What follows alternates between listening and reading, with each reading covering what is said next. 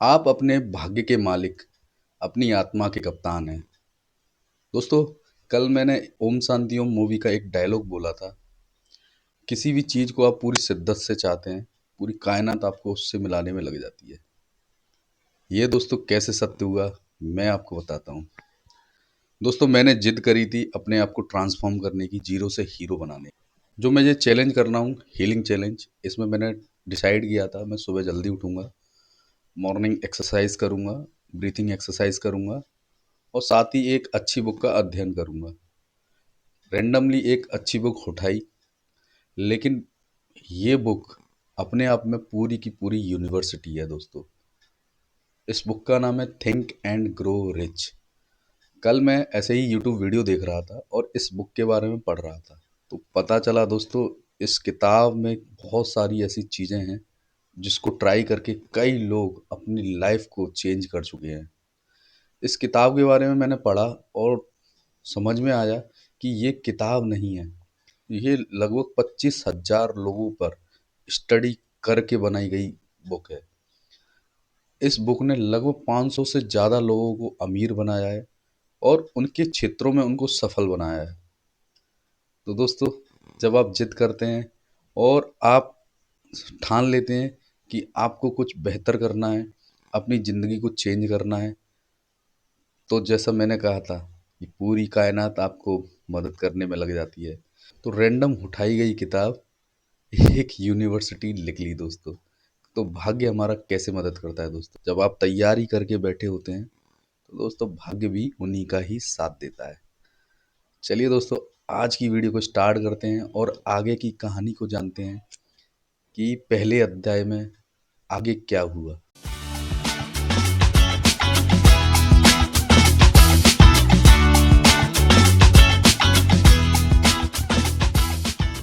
दोस्तों, लेखक यहाँ कहते हैं कि बहुत से लोग ऐसे होंगे जो मेरी इस बात पर यकीन नहीं करेंगे कि क्या सच में सोच से आप अमीर बन सकते हैं। पर दोस्तों, ये बात ऐसी ही हुई कि जिन लोगों ने ये किया नहीं उनको पता कैसे चलेगा। जैसे एक मेंढक होता है और वो सिर्फ कुएं के अंदर की दुनिया को पूरी दुनिया समझता है और वो उससे बाहर कभी गया ही नहीं, तो उसे पता ही नहीं चलेगा कि दुनिया कितनी बड़ी है। ऐसे ही हमारी लिमिटेड सोच की वजह से हम सोचते हैं पैसा भाग्य से आता है, पैसा गधा मजदूरी से आता है। लेकिन दोस्तों, पैसा सबसे पहले आपकी सोच से आता है। जब आप अपनी बाउंड्रियों को खोलते हैं, जब आप ऐसा सोचने लग जाते हैं जो दुनिया की नज़र में असंभव है, तो आप अपने लक्ष्य को प्राप्त करते हैं। तो कोई भी चीज़ इस दुनिया में है, चाहे सुई से लेके जहाज, वो सबसे पहले लोगों की सोच में आई थी। लोगों ने उसको इमेज किया था। यानी जब तक कोई इसको इमेज ना करता तो शायद वो इस दुनिया में आती ही नहीं। तो पहला काम है आपको सोचना, इमेज करना। आपकी इमेज ही आपको सफलता दिलाएगी दोस्तों। इस किताब में सोच से दुनिया बदलने की ताकत दिखाई गई है। तो जब भी हम कुछ सोचते हैं ना, तो वैसा ही हमारी बाहर चीज़ें होने लग जाती हैं। आप देखिएगा, आप अंदर से गुस्सा कर रहे होंगे तो आपके चेहरे पे एक्सप्रेशन गुस्से वाले आ जाएंगे। आप अंदर से प्यार कर रहे होंगे तो प्यार वाले एक्सप्रेशन आ जाएंगे। या आप अंदर से फील गुड कर रहे होंगे तो आपके चेहरे पे वो कॉन्फिडेंस झलकेगा। यानी जैसा हम अंदर सोचते हैं वैसा बाहर झलकता है और वैसे ही हम एक्शन करते हैं दोस्तों। इसीलिए पहले काम है सोचना। तो दोस्तों, इस किताब में हेनरी फोर्ड की स्टोरी सुनाई है कि हेनरी फोर्ड की दृढ़ इच्छा शक्ति से कैसे उन्होंने ऑटोमोबाइल सेक्टर में क्रांति ला दी।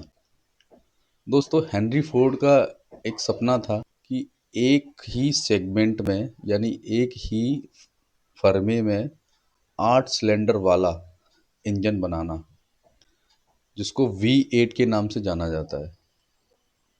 उन्होंने अपने इंजीनियरों से बात करी और उनको बताया कि एक ही फ्रेम में 8 सिलेंडर वाला आपको इंजन बनाना है। सारे इंजीनियरों ने मना कर दिया। क्या बात कर रहे हो बॉस, ये तो होगा ही नहीं। पर फोर्ड ने कहा, कोई बात नहीं है, आप काम पे लग जाओ। काफ़ी समय गुजरा। लगभग 6 महीने बाद हेनरी फोर्ड ने जांच करने की सोची, क्या चल क्या रहा है।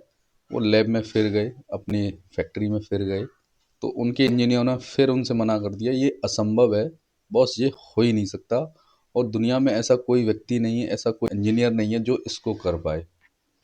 हेनरी फोर्ड ने कहा कि आप चिंता मत करो, आप सिर्फ काम करते रहो और अपने काम पर लग जाओ। उसके इंजीनियर काम पर लग गए। साल भर बाद फिर उसने अपने इंजीनियरों से पूछा, इंजीनियर ने फिर उससे मना कर दिया कि ये हो नहीं सकता। पर हेनरी फोर्ड को पता था कि जो भी हम सोचते हैं, जो भी हम चाहते हैं, जो भी हमारी डिजायर है, यदि आप उसके प्रति पूर्ण रूप से समर्पित हैं, यदि आप उसके प्रति निष्ठा से समर्पित हैं और आपके अंदर जिद है, तो वो काम जरूर होता है। 2 साल बाद अचानक एक जादू हुआ। अचानक ही उनके इंजीनियरों ने ये खोज कर ली और वो इंजन बना दिया।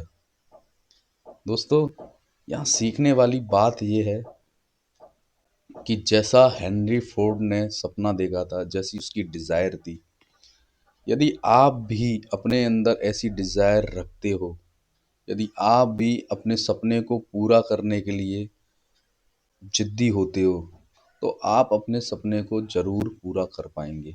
दोस्तों, नेपोलियन हिल ने अपनी इस किताब में एक पंक्ति का जिक्र किया है कि आप ही अपने भाग्य के मालिक हैं और आप अपने आत्मा के कप्तान हैं। दोस्तों, लेखक कहते हैं कि हेनले ने ये नहीं बताया आप अपने भाग्य के निर्माता हैं, उन्हें ये भी बताना चाहिए था कि सारे संसार में जीव जंतु, जल, पानी, अग्नि, वायु, पृथ्वी, आकाश, ब्रह्मांड, जो भी देखने में आता है और जो भी सुनने में आता है और जो महसूस करने में आता है, प्रत्येक चीज एक ऊर्जा से बनी हुई है। यानी प्रत्येक चीज कह सकते हैं ऊर्जा है, और सारी ऊर्जा किसी एक सर्वशक्तिमान ऊर्जा से कनेक्टेड है, और वो सर्वशक्तिमान ऊर्जा इफेक्टेड होती है आपके मस्तिष्क की ऊर्जा से। जब भी आप सोचते हैं, वो ऊर्जा आपको वैसा देती है। वह ऊर्जा ये नहीं जानती कि आप नेगेटिव सोच रहे हैं या पॉजिटिव सोच रहे हैं। आप जो भी सोचते हैं वो आपके सामने वैसा ही रूप प्रस्तुत कर देती है।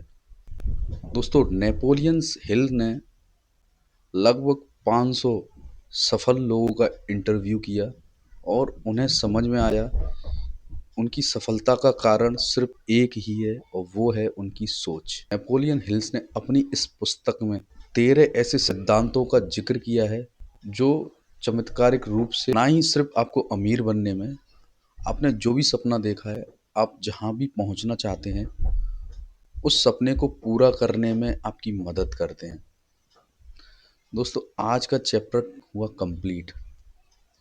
आगे के चैप्टर में हम उन 13 सिद्धांतों के बारे में बात करेंगे जो मुझे और आपको, आपकी और मेरी जिंदगी में कहानी को लिखने में एक बहुत महत्वपूर्ण कड़ी होगी। दोस्तों, बने रहिएगा मेरी इस वीडियो के साथ, जहां मैं कर रहा हूं 21 दिन का हीलिंग चैलेंज, और साथ ही एक ऐसी किताब, एक ऐसी चमत्कारिक किताब का अध्ययन जो बदल देगा मेरी और आपकी ज़िंदगी को। वीडियो अगर दोस्तों अच्छी लग रही हो तो लाइक करिए, शेयर करिए, सब्सक्राइब करिए। धन्यवाद दोस्तों। जय हिंद।